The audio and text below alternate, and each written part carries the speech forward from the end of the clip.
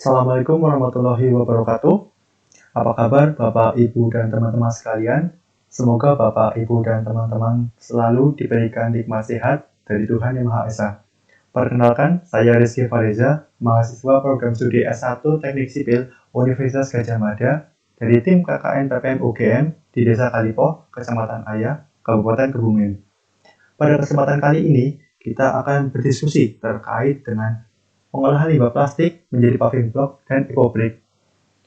Sebagai pembukaan, kita akan bahas dahulu mengenai apa itu plastik.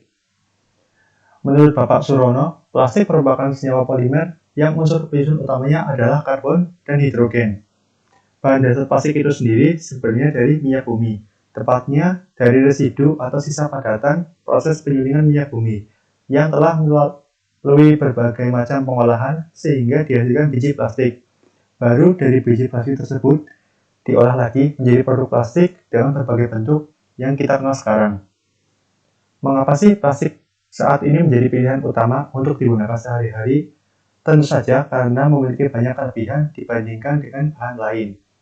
Yang pertama kuat, ringan, fleksibel, murah, mudah dibentuk, dan kelebihan-kelebihan lain. Bapak, Ibu, dan teman-teman pastilah pernah menggunakan plastik, tetapi umumnya setelah dipakai akan diberlakukan seperti apa? Nah, di sini sudah saya rangkum beberapa perlakuan yang paling umum pada plastik bekas pakai. Yang pertama, dibakar, tetapi tentu saja menimbulkan polusi. Yang kedua, dibuang ke TPA atau tempat pembuangan akhir. Yang ketiga, didaur ulang. Yang keempat, atau yang paling buruk, yaitu terbuang ke alam atau dibuang sembarangan.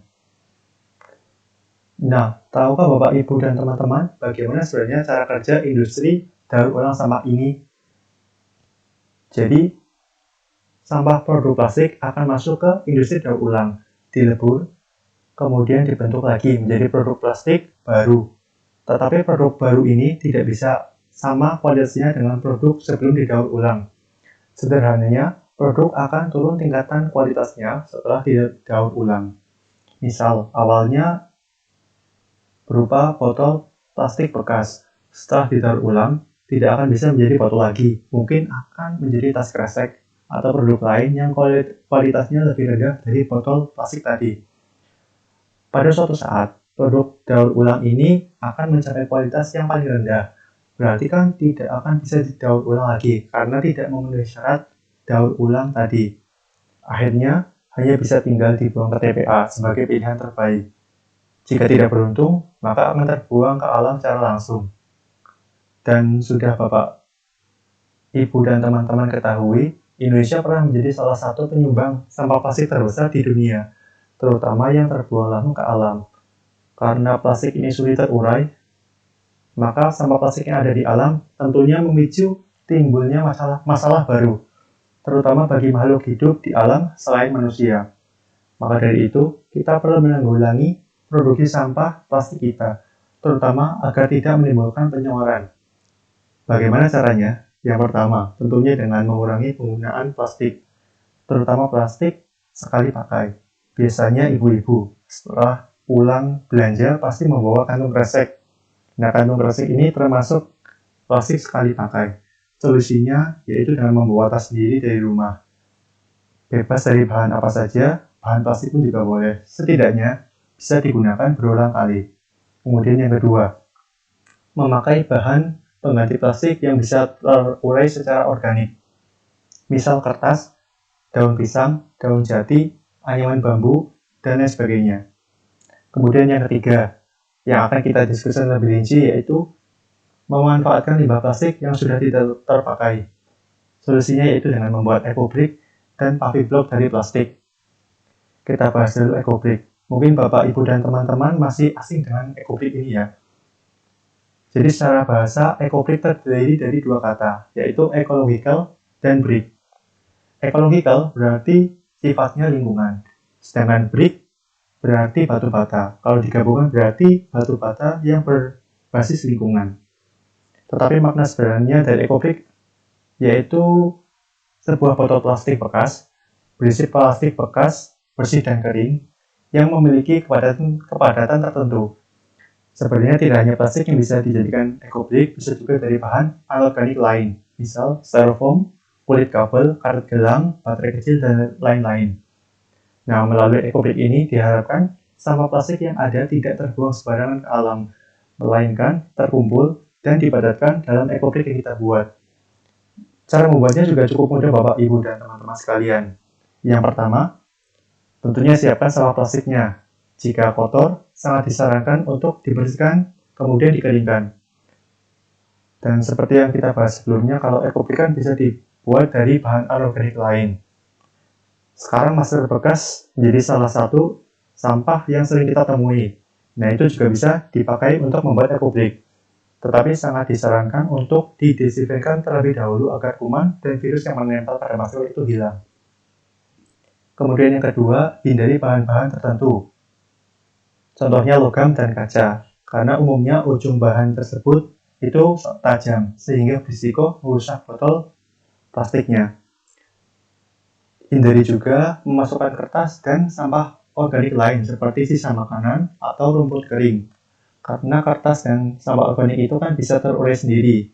Nah, berisiko merusak botol apabila terurai di dalam botol eco-brick itu sendiri. Kemudian yang ketiga, tentunya siapkan botol plastiknya. Boleh dari berbagai jenis dan ukuran. Yang keempat, potong kecil-kecil sampah plastik yang sudah dikumpulkan dan masker tadi, kemudian masukkan ke dalam botol plastik hingga penuh. Jangan lupa dipatutkan dengan kayu, sehingga bisa memuat lebih banyak potongan plastik. Kalau sudah penuh, bisa ditutup dengan tutup botolnya. Kemudian yang kelima, itu ditimbang eco-brick yang sudah dibuat. Nah, Asosiasi Eco-brick Internasional sudah menyepakati kalau kepadatan minimum satu eco-brick yaitu sekitar 0,33 gram per mililiter. Dan maksimumnya yaitu 0,7 gram per mililiter. Jadi sederhananya, hitungan sederhananya yaitu berat satu eco-brick minimum dalam gram itu sama dengan sepertiga dari volume botol yang digunakan dalam mililiter. Misal digunakan botol dengan ukuran 1500 ml, maka berat minimumnya yaitu 1500 dibagi 3, sama dengan 500 gram. Begitu juga botol 600 ml, maka berat minimumnya kan 200 gram. Dan seterusnya. Nah, setelah kita bisa membuat eco-brick, muncul pertanyaan baru. Kalau sudah jadi, mau kita apakan eco-bricknya? Bapak, Ibu, dan teman-teman bisa menyimpan dahulu eco-brick yang sudah dibuat. Kalau sudah terkumpul banyak, bisa dikreasikan menjadi berbagai macam kerajinan. Misal meja dan kursi taman, hiasan dinding, dan lain sebagainya. Apabila kesulitan untuk memanfaatkan eco-brick secara mandiri, bisa didonasikan ke asosiasi eco-brick terdekat. Tetapi asosiasi tersebut juga memiliki standar yang ketat dari eco-brick yang akan didonasikan. Untuk info lebih lengkap dan jelasnya, bisa mengakses di internet di alamat ecobricks.org. Selanjutnya, solusi kedua pemanfaatan plastik yaitu dengan membuat paving block dari plastik. Pada dasarnya, paving block terbuat dari campuran semen, air, dan agregat halus berupa pasir. Nah, dalam hal ini kita akan menambahkan plastik ke adonan campuran tadi. Atau bahkan bisa menggantikan bahan utama tadi untuk membuat paving dengan plastik. Karena pada pembuatan ini membutuhkan sampah plastik yang sangat banyak, maka pembuatan paving block dari plastik ini bisa sekaligus mengembangkan program bank sampah yang ada di desa. Terdapat beberapa alternatif metode pembuatan paving block dari plastik ini. Yang pertama bisa mencacah halus plastiknya, kemudian dicampurkan dengan perbandingan tertentu ke adonan paving block yang dibuat, sehingga nanti akan terbentuk paving block biasa, tetapi di dalamnya ada cacahan plastik yang kecil-kecil. Atau bisa juga dengan alternatif kedua, yaitu dengan melelehkan limbah plastiknya, kemudian langsung dicetak membentuk paving block. Jadi pavingnya itu benar-benar murni dari plastik. Atau juga ada alternatif ketiga, yaitu mengkreasikan alternatif dua ini dengan cara menambahkan pasir dengan perbandingan tertentu ke lelehan plastik tadi, baru kemudian dicetak. Dengan ini maka berat paving akan bertambah dan permukaannya juga lebih kasar dari paving yang benar-benar murni dari plastik. Nah, harapannya dengan diskusi kita kali ini dapat menambah wawasan Bapak, Ibu, dan teman-teman terkait bagaimana cara memanfaatkan limbah plastik, baik secara mandiri dengan EcoBrick maupun secara massal dengan paving block plastik, serta mengurangi pencemaran lingkungan yang diakibatkan oleh plastik. Berikut beberapa sumber materi yang kita diskusikan tadi.